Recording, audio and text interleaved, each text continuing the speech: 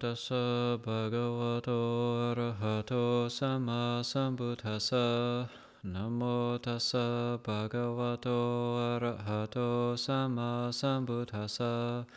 Namo tassa bhagavato arahato sama sambuddhassa. Buddhang dhammang sanghang namasami. So, since Luang Por Baen just passed away and his funeral pyre has been burning for a little over 7 hours now, so the fire is burning down, I thought it appropriate to read from the Way Forward just to give a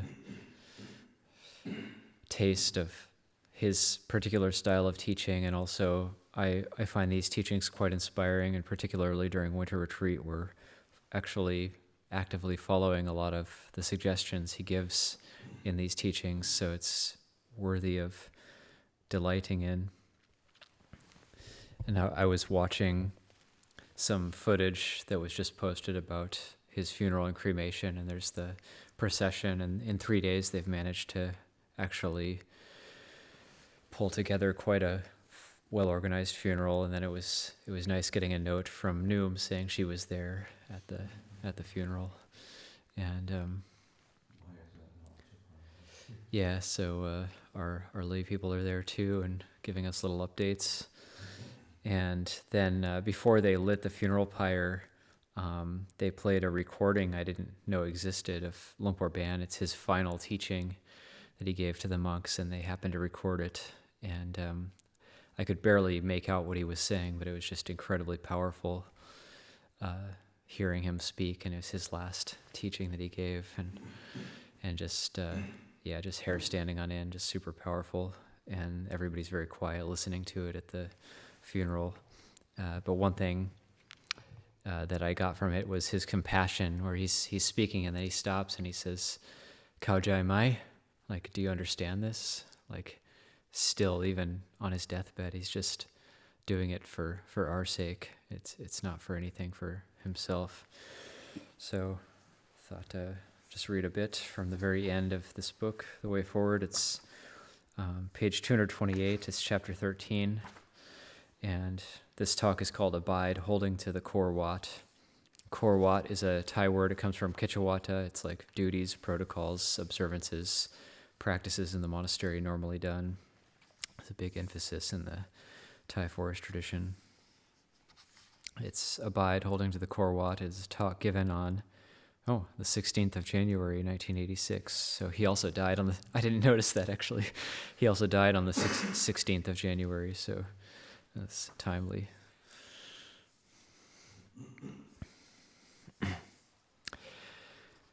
As soon as you wake up in the morning, determine what you are going to do that day. Unless there's a good reason, we don't deviate from the normal routine. While going alms round, meditate without forgetting the intention of meditation during setting out and returning. Really try to do it. Whether or not you are able to is another matter.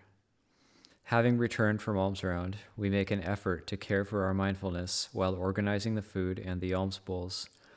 While chewing and consuming food, we make an effort to keep mindfulness of chewing and consuming established. When chewing, be mindful of chewing. When swallowing, be mindful of swallowing. See where the swallowed food ends up. Have mindfulness while placing rice in your mouth, while chewing and while swallowing. Having swallowed, where does it go down to? Where does it end up? Use mindfulness to gain knowledge and vision of these things.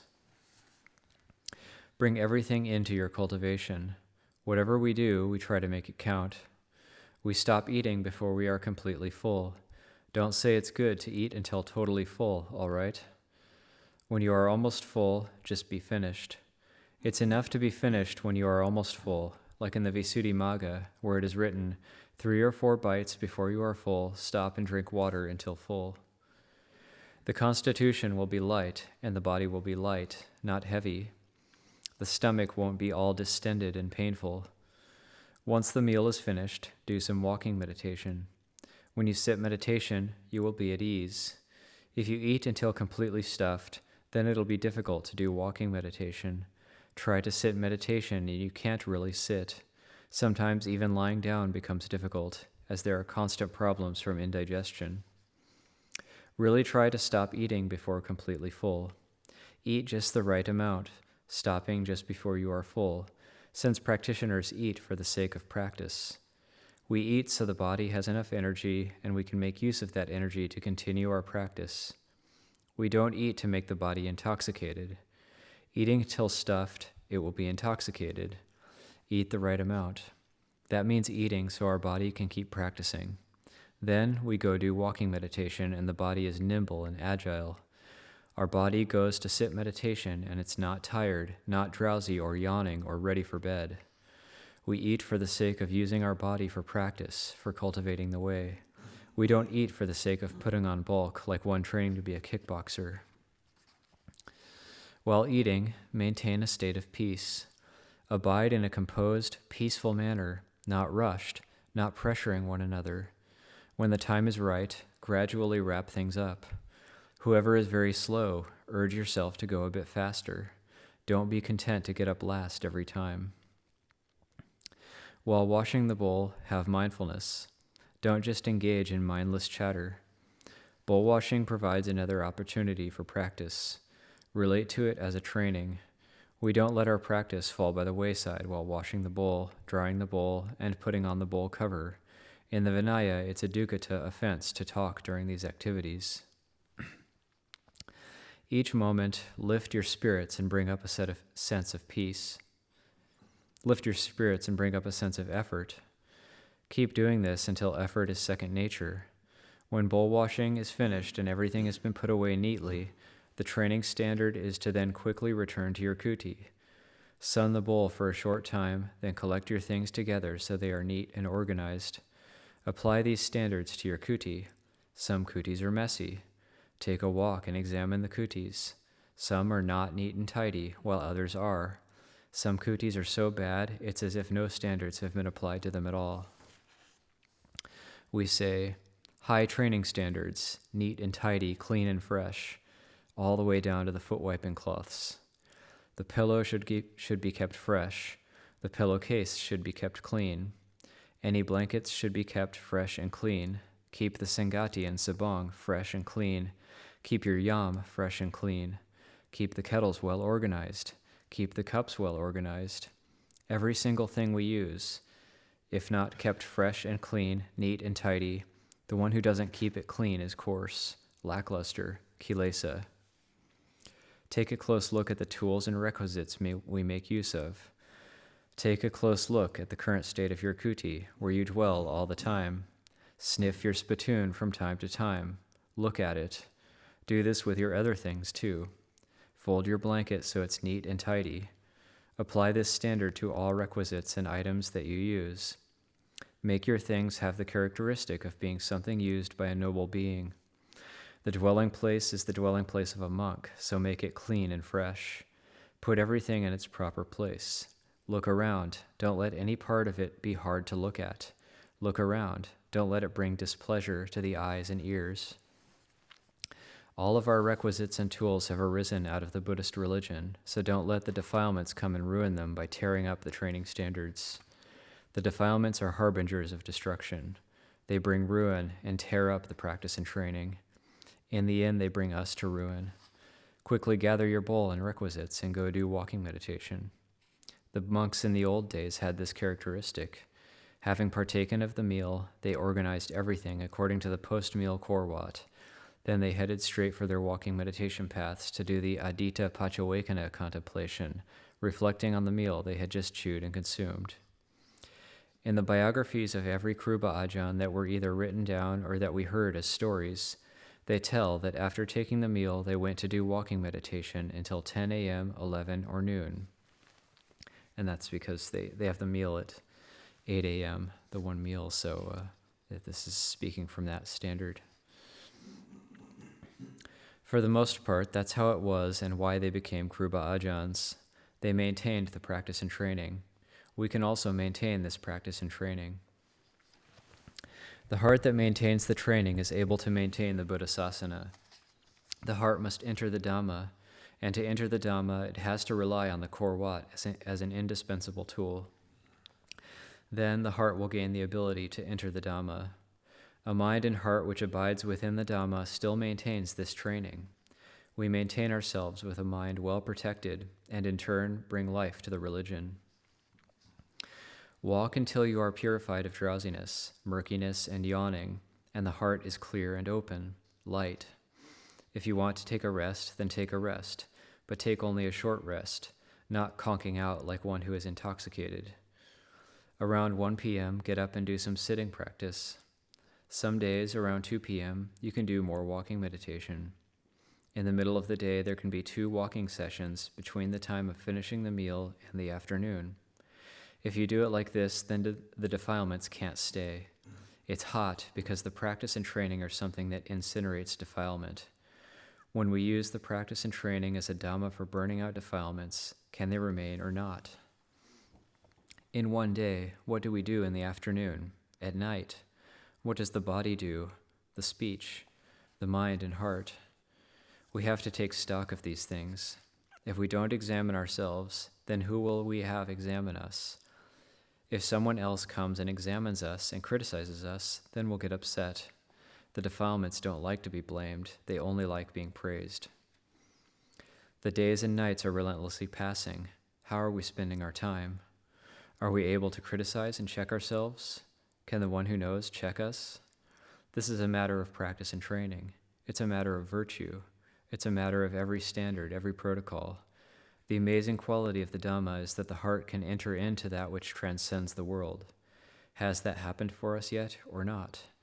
We check ourselves according to the Dasadhamma Sutta in this way. And the Dasadhamma Sutta is what we chant, the 10 reflections for one gone forth. And this next talk is called Supporting the Life Gone Forth. This is from November 12th, 2008.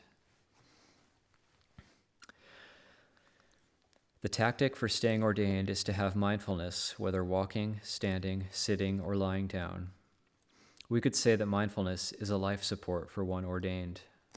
Wake up in the morning, wash your face, brush your teeth, and perform any other daily tasks with mindfulness. This is a training. When preparing to leave for alms round, establish mindfulness while putting on your robe, picking up your bowl, and setting out. While walking, it is best if mindfulness is present during every step. Keep your gaze focused on the bowl while receiving alms food. Have mindfulness while food is being offered into your bowl. Don't think about the quantity or the quality of the food being offered. You don't have to think about it much. Just put effort into establishing a mindful heart, for just this is the training. After receiving food on alms round, walk back with mindfulness established.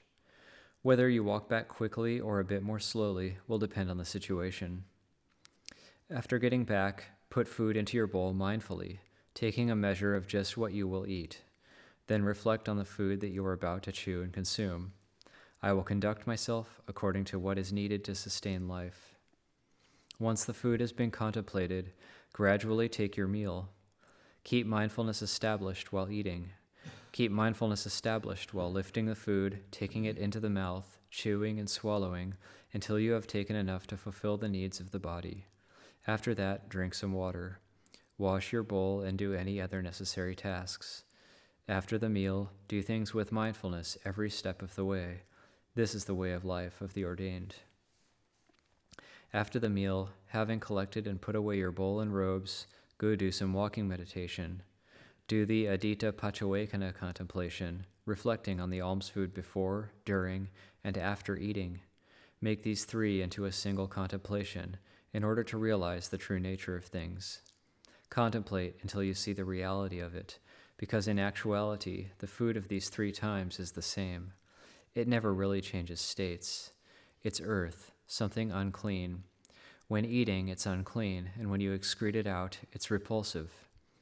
In reality, it is this way in all 3 times, before eating, during eating, and after eating. When we contemplate the repulsiveness of food in this way, we see that the body absorbs repulsive things, which are then added to my body. Our body comes from that which is repulsive, so it follows that our body itself is repulsive. The one who sees repulsiveness is repulsive, without and within, and it's not just our own body. The bodies of all beings in the world subsist on these very same repulsive things. A body which is built up from disgusting things is itself disgusting. When the time comes that we see repulsiveness very clearly in this way, then what we call a person, us, or them, won't be seen as beautiful or pleasing. We will designate it non-beautiful, which is similar to repulsive. The only difference is in the stages of decomposition of these things, where different words may be used to describe those different stages. When we see things in this way, then we fully understand the truth of what repulsive is pointing to. When we say asubha, then the truth of what asubha is pointing to is understood. At this time, we know and see Dhamma, which becomes our base. This is known as having Dhamma as one's life support. In the beginning, we have the Korwat as our life support. When we practice and the fruits of our practice arise, then we have the Dhamma, which is just this fruit, as the ultimate life support. Then we will abide at ease within our life of ordination and learning. If the holy life doesn't have Dhamma as its life support, then it's impossible to be truly peaceful and happy. And then I'll read this short third talk. It's See the Value of the Practice by Seeing the Value of the Training, from July 11th, 1982.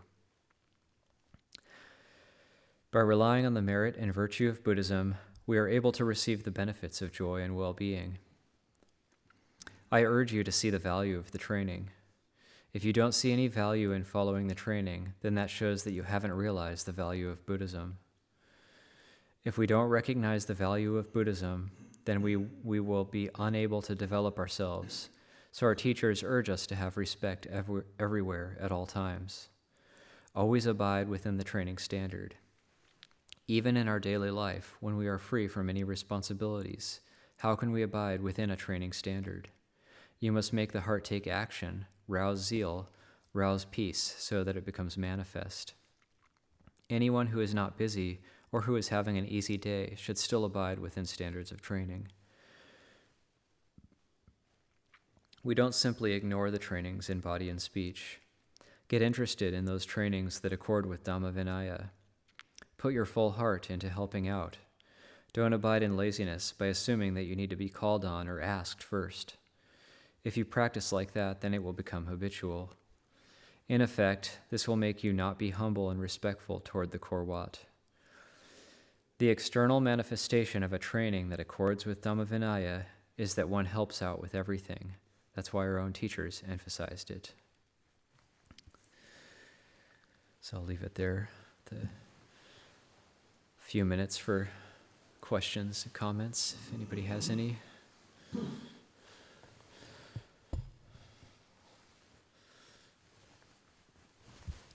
Anybody has questions can ask Luang Por about the training in the old days.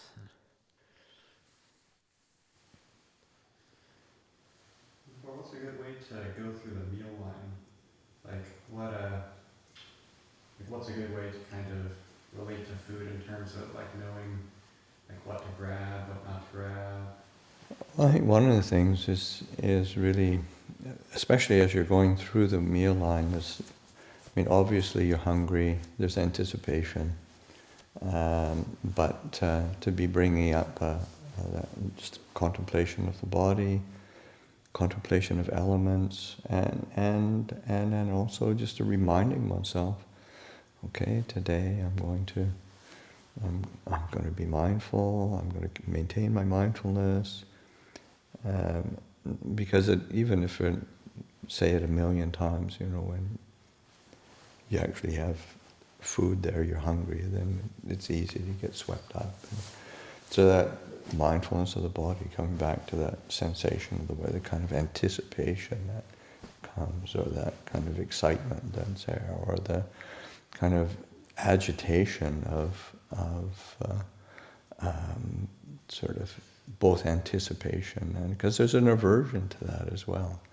So we end up sort of swinging back and forth, and just really learning how to relax the body, relax the mind into mindfulness and awareness. It's quite a important aspect, and that sense of, because then when you're sort of making choices, and then and just paying attention to what's actually healthy for me as a practitioner, what's actually kind of drawing my attention, because that's our minds go to the things that we like, or we're looking for things that we like, and just sort of what's actually a good balanced. So that sense of, but the sense of relaxing and not getting swept up in that anticipation and excitement or aversion to the, because there is we want to, we try to squelch that, and then we get tumbling into a kind of reactivity. So it's coming back, clearing the mind, and I think posture is always helpful as you go through. When you're doing anything, really coming back and paying attention to posture. How am I holding myself? Because that's usually an indication of the degree of either kind of greed, excitement. So those are some.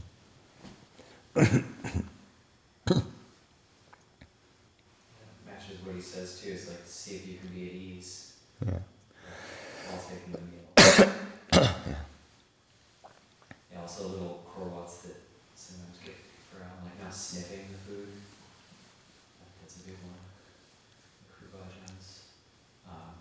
Luang Por Baen said like not talking in the food line because the spittle goes into the food.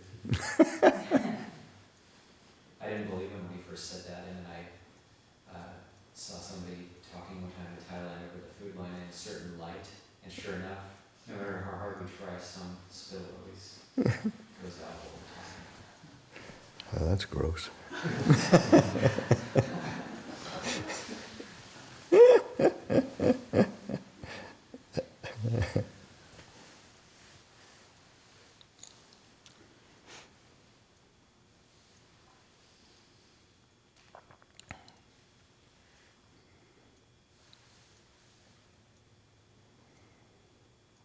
I kind of found too, like, not worrying about it too much, like, not worrying that I'm gonna get just the right food according to what I think, like the perfect type of food, or the perfect need for me, like, and thus like take a really long time. Yeah. Sometimes it can be like, Yeah, I mean, you can just overthink everything, and food is a good way to overthink.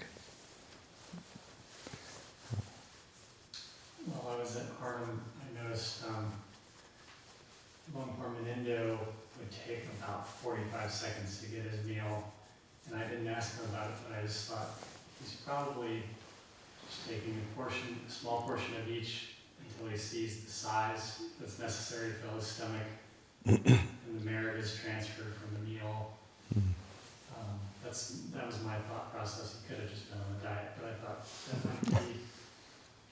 How else could he get his meal in 45 seconds?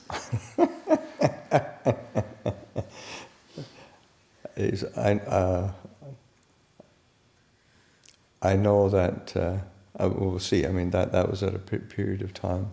I know he was starting to worry about how much weight he was packing on. That was the last time I saw him. But I'm still been working on that. 'Cause I remember the breakfasts. I was just there for 2 or 3 days, but the breakfast he was through like in 45 seconds eating. You know, it's sort of like I had just barely started. One time we meet up and said, there